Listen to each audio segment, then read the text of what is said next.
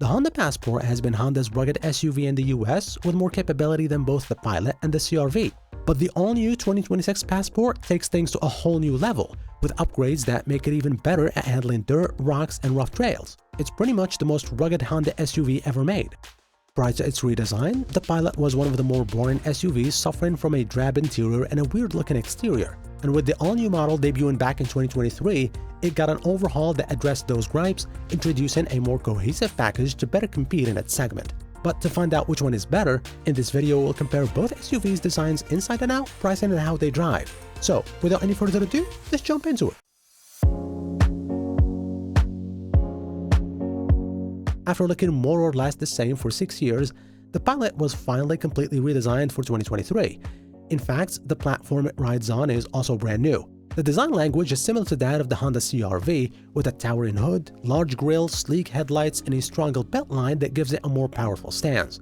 The side profile is muscular and athletic and features a couple of lines and creases accentuating the vehicle's lengths, though some might find it uninspiring and bland. At the rear, the changes are extremely effective at refining the Pilot's style. The most obvious change is the larger Pilot lettering now positioned in the center of the liftgate just below the Honda logo, in addition to fake exhaust finishers and the rear diffuser. The original Passport didn't exactly have the best appearance either, especially up front. But now, with this all-new version, it's bigger and boxier than ever. The front end has a more squared-off look, sporting a wider rectangular grille with less chrome.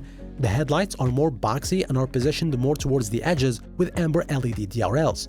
Moving to the side, the 2026 Passport has a much more rugged profile with 2.8 inches longer wheelbase and an increased dash-to-axle ratio with a shorter front overhang, giving it a more imposing stance, especially with the 18-inch gloss shark gray wheels wrapped in 31-inch tires.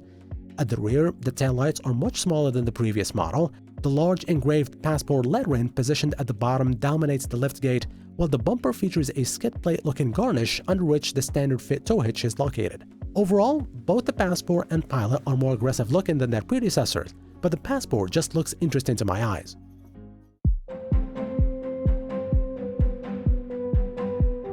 Jumping inside, the Pilot's dated-looking interior of the third gen is now gone, and it steps into 2025 with fresh lines, new tech, and a more thoughtful, family-friendly cabin. If you've been in a new CR-V, its layout and design will be very familiar. The look is clean and uncomplicated, the dash is low and aids in both visibility and making the cabin feel spacious. All the buttons and knobs feel high quality with tight, solid action, whether it's a turn signal stock or the highly welcome climate control dials. There is an abundance of premium materials up front. Although the plastics do get worse as you move back, those in the third row don't feel that bad. The biggest letdown in the Pilot is that the Sport trim gets a tiny 7-inch screen, and even the upgraded 9-inch touchscreen is way too small by today's standards. The good news, however, is that it features large, attractive, and easy-to-press icons.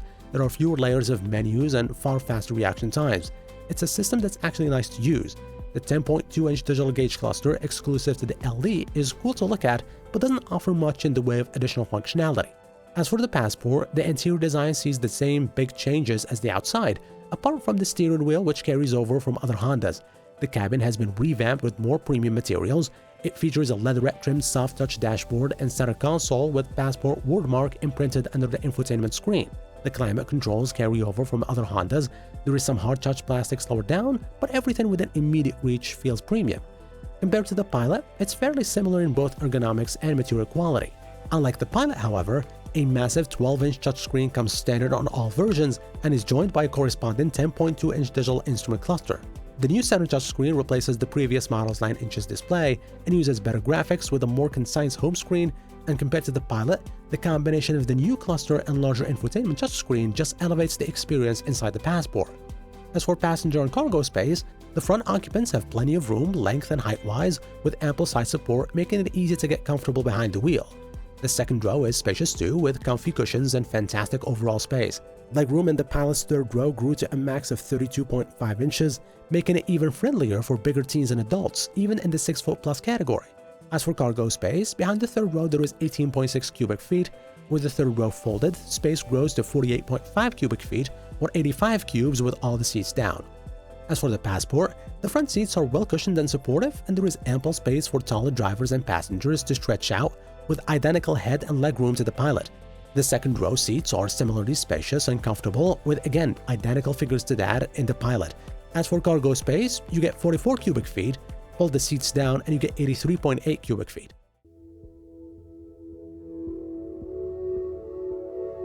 When it comes to pricing, the 2025 Pilot Sport starts at $40,000 to $100,000, but we recommend the Pilot EXL due to its balance of price and features. The EXL trim adds leather seats, the bigger 9-inch touchscreen, wireless Apple CarPlay and Android Auto, wireless phone charging, and a power liftgate. All-wheel drive increases towing capacity, so it's worth the money. As for the 2026 Passport, the range kicks off with the RTL and is $4,500 more expensive than the Pilot, starting at $44,750. It comes standard with LED headlights and taillights, 18-inch alloy wheels, 12.3-inch touchscreen, and a 10.2-inch gauge cluster. Next is the Trail Sport at $48,450, while the top-of-the-line Trail Sport LE costs $52,450.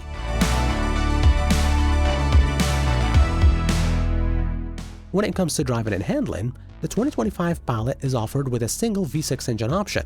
It's a 3.5-liter producing 285 horsepower and 262 pound-feet of torque mated to a 10-speed automatic. As good as the engine and transmission pair, they're not able to overcome the Pilot's weight. With it being 300 pounds heavier than the 2019 Pilot LE, it takes 6.9 seconds to reach 60 miles per hour, making it more than half a second slower.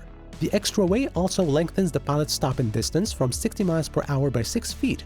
The Honda Pilot has always been popular for its comfortable ride, but the 2025 model builds on that further. The updated chassis is taut and refined, with little body roll despite the boxy body. Honda's tuning of the suspension also improved the ride, which absorbs bumps with ease. One of the biggest changes is the reduction in cabin noise. With more sound insulation, it tackles tire and wind noise easily, though engine noise is still noticeable. As for the Passport, the 2026 model uses the same 3.5-liter V6 engine found in the Pilot. One thing that's new, however, is Honda's all-wheel drive system that's making a debut in the 2026 model. The torque vectoring system is claimed to provide 30% faster response than the previous setup and features a stronger rear drive unit with 40% more torque capacity compared to the outgoing Passport. Honda says the chassis is significantly more rigid than the previous model as it's based on the Honda light truck platform. That also means beefier suspension bits. There is also a unique suspension tune for the Trail Sport models and several skid plates that protect the underside. Driving the Passport is reassuring. A raft of active safety features, smooth driving dynamics, and command in view all contribute to a relaxing ride. The steering is light in the city and weighs up well on the highway, though it is almost devoid of feedback, but it's still precise.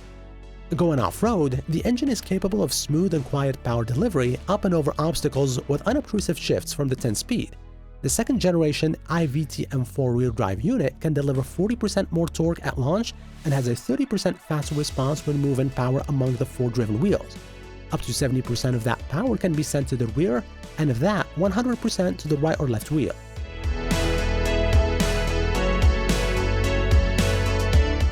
If you need seating for 8, then the Pilot is your only choice here. But if seating capacity is not an issue and off-roading prowess is at the top of your list, then the new Passport is the way to go.